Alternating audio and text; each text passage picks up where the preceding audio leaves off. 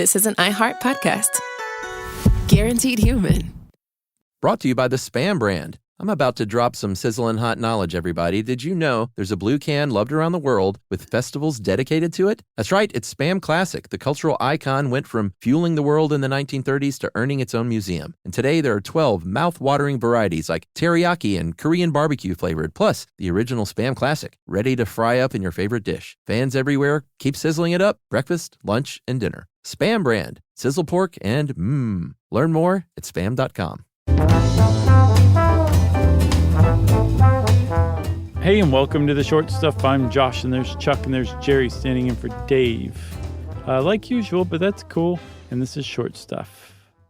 That's right, and this comes from our old friends and colleagues at howstuffworks.com about the grilled cheese, and I double and triple checked and corroborated?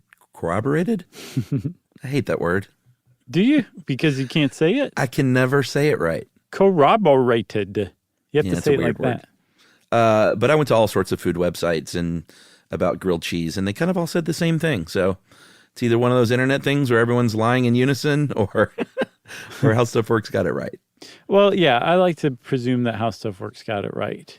But I before we start, I just want to throw out to everybody a little tip. If this makes you want a grilled cheese, which is a pretty good likelihood it did for me. You could do a lot worse than buying yourself a nice little wedge of Fontina cheese. Oh, that's not where I thought you were headed. Where did you think I was headed? I thought you were going to go with mayo instead of butter. No, I hadn't even thought of that.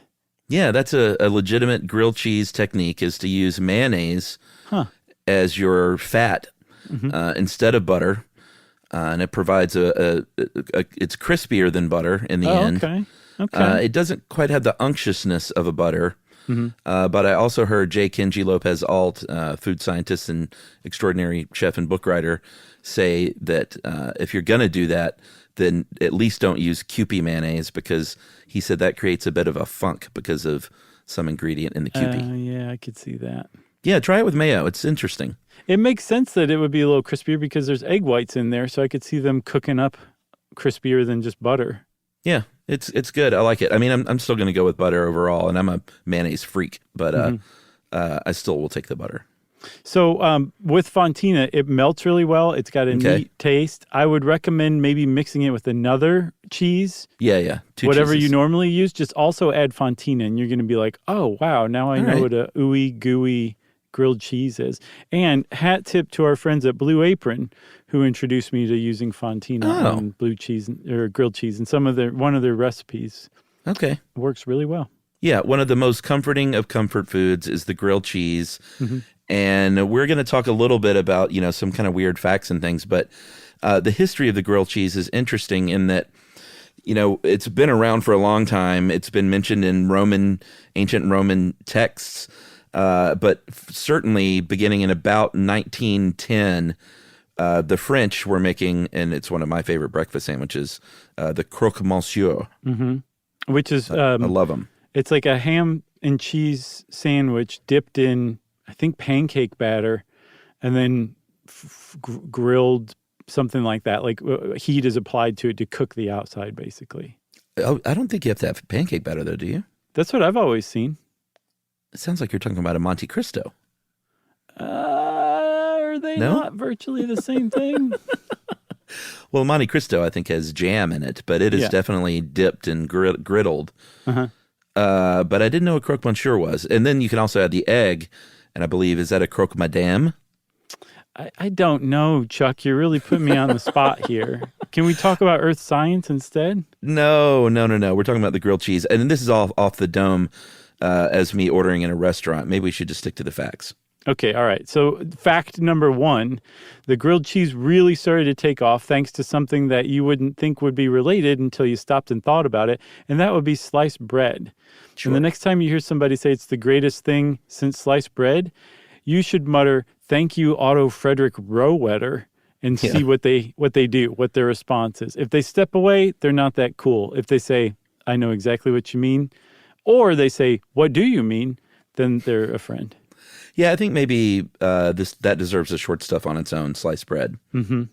So we should get into that. He's the father of it. Like he engaged in coitus with bread, and a baby loaf of bread that was sliced came out, and he's the father of sliced bread. What in the world? It's just the facts you said we're sticking to. Oh, goodness me. All right, so you've got your bread, and this is in the 1920s, and grilled cheese, because of this sliced bread, became sort of a staple menu item during the Great Depression, when it was fairly inexpensive, fairly filling, but this was of the open-faced variety with a grated cheese. Mm-hmm.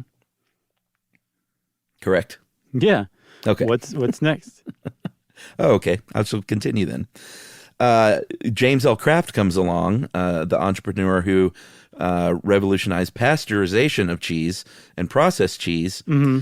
And in 1914, the J.L. Kraft and Brothers Company, they opened their first plant in Illinois and started selling what the English would call rat cheese or rat trap cheese, because the English are very snooty about their cheeses. Yeah, and James Kraft is like, I'm not trying to be fancy, so stop. I know it's crud cheese, but it's really shelf stable. You can transport it very long distances, and the guys in the Navy love it. Yeah, I mean, it was in a Navy cookbook. There was something called American cheese filling sandwiches on the Navy chef menu. Yeah. And government cookbooks. And what's better than an American cheese filling sandwich? Yeah. And so my impression, Chuck, is that initially Kraft processed cheese came in huge blocks, akin to probably like Velveeta today, but I'm guessing even bigger. And Probably. It wasn't until the 50s, I believe, that maybe even 1950, that Kraft is like, we're going to slice that for you. Like Otto Frederick Rohwedder's invention, but with cheese instead of bread. But they said, we're just going to slice the cheese. That's all. We're not going to get into any of the other Rohwedder weirdness. That's right. So now you've got sliced bread, you've got pre-sliced packaged cheese. And even though grilled cheeses have been around, and I did see things that suggested that people were adding a second slice of bread during the Great Depression for the men who went to work that needed a little extra. Mm-hmm. But it really started to come on the scene in the 1950s and 60s in America, once you had all the bread and all the cheese that you could ever dream of. Right. And so from that point on, it was like, okay, now we've got grilled cheese sandwiches. They're going to take off like a rocket.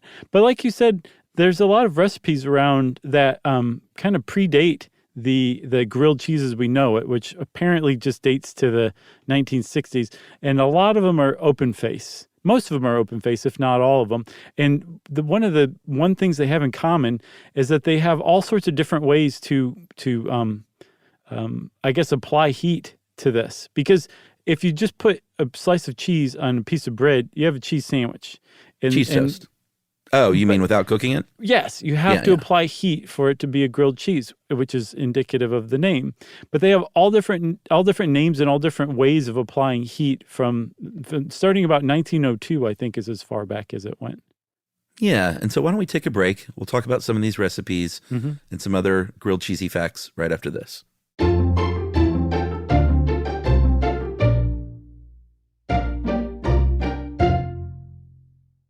Okay, so my dog Little has figured out what a Chewy box looks like. And so she sees it and immediately assumes it's for her and goes rushing over to it. Issa is the same way. She barks at everyone else, but the Chewy box, she's like, I'll let that one slide. You know what? I can't blame her. Chewy has over 100,000 products, food, treats, toys, beds, but all the stuff that both our dogs love. And it shows up in like 1 or 2 days. Like I've barely hit the order button and it's already on my porch. So convenient. And it's not just dog stuff. Birds, fish, reptiles. Chewy's got the whole pet universe covered. You know what surprised me was the health side. Now, you know, my sweet Holly was a medically complex poodle with her heart disease and her kidney disease, and she needed a lot of prescription meds and prescription food. And Chewy was outstanding and really went above and beyond to make sure that she had what she needed. So I appreciate that. And Chewy will take care of all prescriptions, pet insurance, telehealth, vet visits, the list goes on. And they're now rolling out actual vet clinics. So that is huge. Amazing. And if Little turns her nose up at something, which she does quite often, I can return it within a year with no questions asked. And if I ever need help, Chewy's 24/7 customer service is actually helpful. Chewy just makes the whole pet parent thing feel They easier. really do. For life with pets, the answer is Chewy. Save $20 on your first order with free shipping at chewpanions.chewy.com/howrude. Joy is essential, and it's also elusive. You can't order it, you can't borrow it, or simply hope it into life. But now, there's a new and exciting way to start your journey toward a more joyful existence. Joy 101. It's a new podcast hosted by me, Hoda Kotb. Together, guys, we'll have meaningful conversations with the world's most fascinating people. Entertainment legends, sports icons, wellness experts, and everyday people will share how they find, allow, and experience joy. And I'll offer some of my own tips and takes on seeking a more balanced and harmonious life. If you're craving inspiration, support, and useful tools to maximize your joy, tune into these candid, uplifting, and moving on-air chats. Joy after a breakup, joy as an empty nester, joy after a loss, joy as a caretaker. This new podcast will speak to you. Listen to Joy 101 on the iHeartRadio app, Apple Podcasts, or wherever you get your podcasts. Stuff you should know. All right. You mentioned 1902. You're talking about the recipe for a melted cheese in Sarah Tyson Rohrer's book, Mrs. Rohrer's New Cookbook. Yeah. And she said, cook it in a hot oven, why don't you? That's a cheese toast, though. I beg to differ. Same thing with Florence A. Coles. She had a cookbook called 700 Sandwiches. I'd like to see that. That's an amazing title. And she said that you broil the ingredients. Still, what you do is take a piece of bread and put some cheese on it and cook it open face. Again, cheese toast is what you're talking about. Or as Yumi would call it, cheese pan. She used to make that when she was a kid. Okay. Finally, in the late 30s, people come to their senses and they start to just kind of nip at the outlines of what is a real grilled cheese. That's right. That is the toasted sandwich recipe in the Boston Cooking School cookbook. They talked about broiling, which is still cheese toast, but then someone finally says, why don't you put some butter on it and throw it in a pan? Yeah. And then Irma Rombauer, who wrote The Joy of Cooking all the way back in 1953, said, I've got one even better. You're going to need a second slice of bread for this, but we've already established that's abundant and you can do that. But get yourself a nice waffle iron and just put it in there, and you've got yourself a grilled cheese. How about that's pre-panini? That is, yeah, that's the beginning of panini. And she wasn't even Italian. Okay. I love it. And then from about that point on, people are just like, I'm just going to put some butter or mayo on the bread and put it in a pan and heat it on the stove and call it a grilled cheese. Yeah, I mean, I guess we can talk personal stuff. I mean, you talked about your fontina. Mm-hmm. I'm a big fan of mixing up just a couple of kinds of cheeses, maybe a slice or two, and then something grated that's different on top, maybe a Colby Jack or something. But what you don't want to do, or at least what I don't think you want to do, is put too much cheese. Like, you want it a little thick. You want it more than like a slice. Uh-huh. But you can't go too far overboard, or it's a lot of cheese. You know what I'm saying? Yes, it is a lot of cheese. And if you're speaking about your arteries, then no, you don't want to go too far overboard. If you're talking about overwhelming the bread, then that's just comes down to a ratio of bread to cheese. So if you have a thicker bread, if you have a loaf of bread that like Rohwedder's wife was unsliced, you can slice it yourself to whatever thickness you want, and you can pile in as much cheese as you like. But like the Texas bread toast? cannot be overwhelmed by the cheese. In the same way that you can't just do one slice of cheese and expect it not to be overwhelmed by the bread. Yeah, and it also depends on what you're going for. If you're going for a real like gourmet type of thing, you're gonna have different kinds of cheeses. You may want it a little thicker, but you're probably not gonna be dipping it into tomato soup. Like, you want that sandwich to hold up in the tomato soup. Oh yeah, no, you definitely do, for sure. I was going to say, I don't think there's a grilled cheese that couldn't be put into tomato soup, and if so, you've exceeded a grilled cheese to some disappointing degree.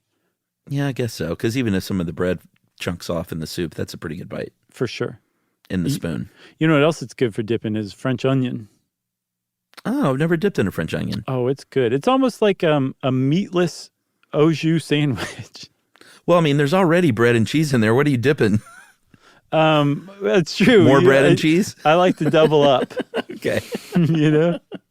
Oh, man, I love a good crock of French onion soup. Yes. So good. I made some from scratch, as a matter of fact. Ooh. It was so good that I actually went back and made my own beef stock. So I made French onion soup from scratch, all of it from scratch. I would love to try And that. the stuff that I made with using store-bought chicken stock was way better than the second time when I tried to make my own beef stock. Oh, really? So yeah, so just stick, and it sounds really weird. You'd think, well, it's got to be beef. Nope, use chicken stock instead, and it's really good. And it's not very hard to make. It just takes a little time to get the onions to caramelize. Yeah, I've been making ramen at home, and I use as my starter Momofuku. You know Momofuku? Oh yeah, of course. They sell their noodles online, but they also sell their stock that you can get delivered frozen. And boy, that stuff is good.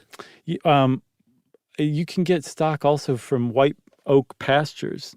We talked about them in the Future of Farming episode. They're like the ones who their farming techniques actually sequester carbon rather than releasing it. Right. It's pretty neat, but they sell stock online too. God, it's so good. I'm so hungry. I guess we should mention a few of these cheese facts here before we go, right? Okay. Fast, Chuck, fast. This one seemed remarkable to me, but apparently in 2007, Kraft Foods thought people aren't eating enough grilled cheese. And I double-checked this. They spent $1.4 billion marketing dollars to get people to eat more grilled cheese, and have it on like restaurant menus, which a lot of like hipster comfort food restaurants have. You can get like a $14 grilled cheese in a lot of these places now. I don't know if it was due to that marketing campaign, but that is a lot of marketing cheese to be throwing at cheese. Yeah, and in a deeply 2007 move, they held an online contest on MySpace. Yeah. To get people to make videos that are like odes to grilled cheese. And a guy named MySpace. Chris Gianelloni, I believe, who went on to become a game designer. He designed the Reincarnation game series. He made a video about a grilled cheese going into a tanning bed, and that's how it gets grilled. And he won 50,000 simoleons from that. Wow.